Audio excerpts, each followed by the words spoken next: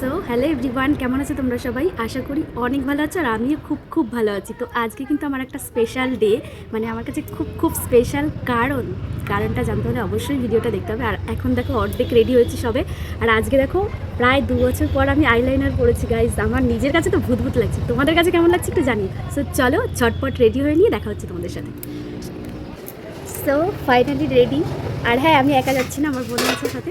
So guys already দেরি হয়ে গেছে, ফোনের পর ফোন করেই যাচ্ছে। এখন তাড়াতাড়ি আমরা বেরিয়ে নিই, তারপর তোমাদের সাথে কথা হচ্ছে।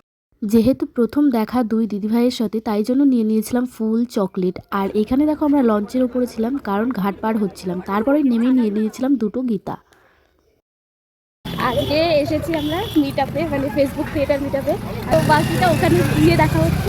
চল গাইস, শেষমেশ মিট আপটা হচ্ছে ট্রি হাউসে, মানে বাড়ির কাছে। আর আমি এখন এসেছি একজনের সোর্সে, দিদিকে খুঁজেই পাচ্ছি না। সবাই ভেতরে ঘোরাঘুরি করছে, আমার লজ্জা লাগছে।